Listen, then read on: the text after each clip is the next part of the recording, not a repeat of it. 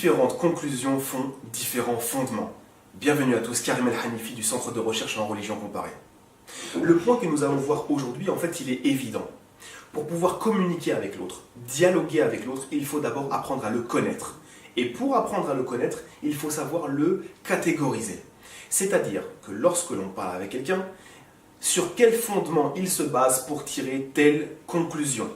Chaque groupe ou chaque personne a des fondements différents. Si on prend le cas par exemple du monde interreligieux, en fait si on se dirige vers les chrétiens, on se rend compte qu'il existe différents groupes chrétiens. Mais qui dit différents groupes chrétiens dit différentes conclusions. Et qui dit différentes conclusions dit différents fondements. Si on prend le cas des catholiques, pour les comprendre et comprendre pourquoi ils ont des points de désaccord avec les autres groupes, c'est parce qu'ils se basent donc sur le texte biblique, la Bible, mais pas seulement. Ils ont aussi ce qu'on appelle la tradition apostolique, c'est-à-dire la transmission de la tradition des apôtres jusqu'aux générations d'après, et qui s'est transmise. Ils vont aussi avoir ce qu'on appelle le magistère, et cet ensemble va donner ensuite des conclusions. Tandis que si on prend les protestants, eux, ne reconnaissent pas la tradition apostolique et ne reconnaissent pas aussi le magistère. Ils se basent sur ce qu'on appelle la sola scriptura, autrement dit l'écriture seule. Même s'il y a des petites notions à savoir quant à une tradition légère qu'ils suivraient quand même. Eh bien, on comprend par cela qu'ils arrivent à des points de désaccord, puisque les fondements sont différents. C'est pareil en islam. En islam, il y a des groupes qui sont divergents. On a ceux qui se basent sur le Coran seul, un petit peu comme on a vu tout à l'heure avec les protestants.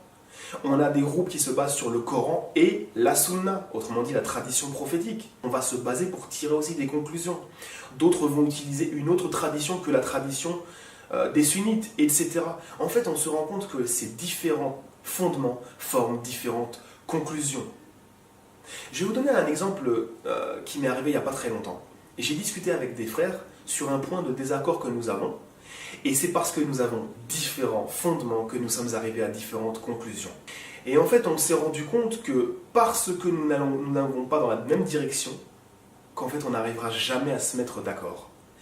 Pourquoi ? Je vais vous donner ma méthodologie, comme ça vous la connaîtrez. Et vous allez comprendre pourquoi les frères, eux, ont une méthodologie différente et qui a fait que nous n'avons pas pu tomber d'accord. Bien que les deux soient honorables, bien que les deux ont une base et des arguments. Mais parce que nous sommes divergents dans nos fondements, nous n'arrivons pas aux mêmes conclusions.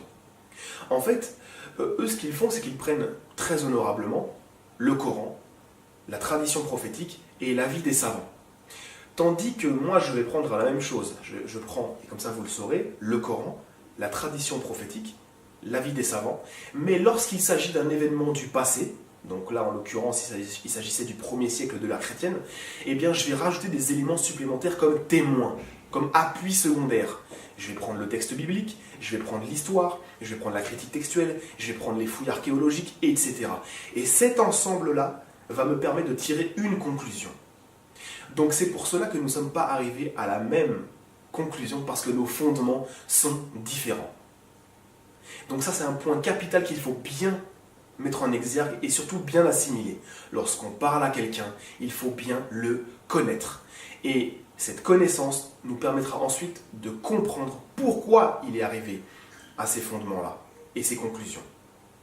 Donc, quand vous commencez un dialogue, toujours demandez à la personne sur quoi tu te bases. Je veux te connaître dans ta méthodologie. Comme ça, après, vous pourrez ensuite entamer le dialogue et arriver à des conclusions soit divergentes ou soit satisfaisantes et qui sont identiques. Voilà, j'espère que cette vidéo vous aura plu. Je vous remercie et à la prochaine.